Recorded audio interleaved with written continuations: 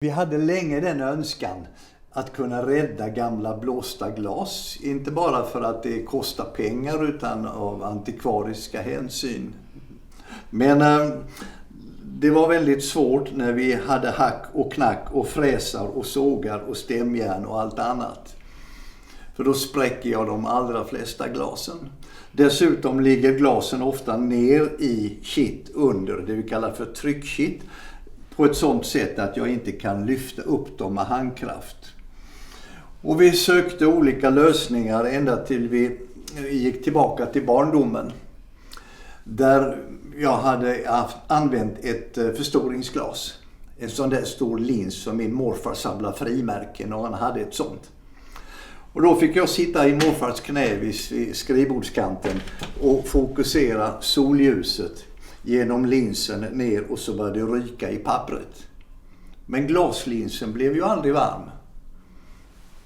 Det där tänkte vi, ska vi kunna använda även här, så att vi tog reda på exakt vilken våglängd det handlar om.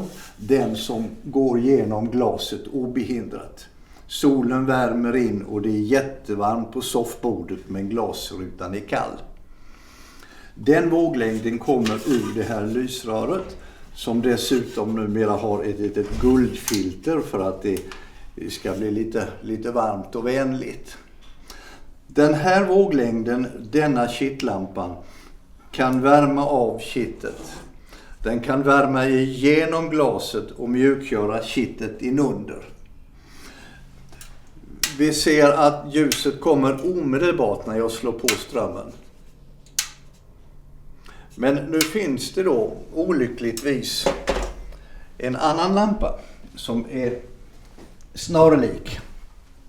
Och det är den som ser ut så här. Nu är detta en liten modell större, men den finns även med ett lysrör. Här är 2. Denna kan lätt förväxlas. Här är dock en helt annan våglängd.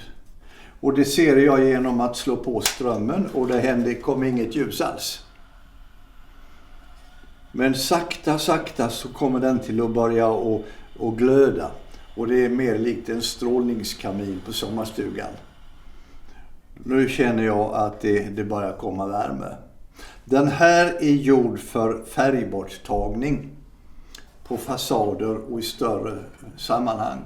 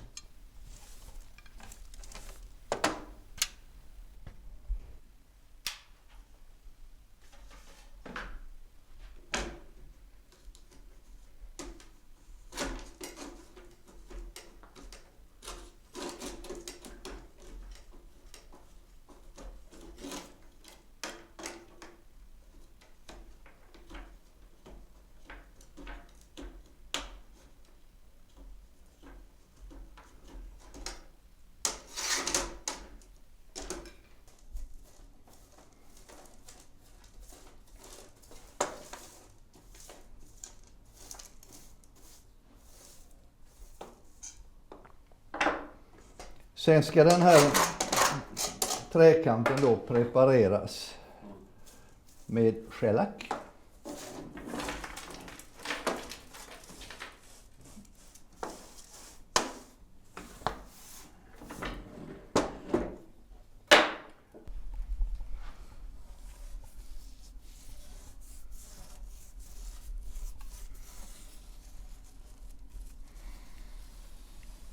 En spärrgrund här som är lika effektiv som den jag lägger på kvistarna.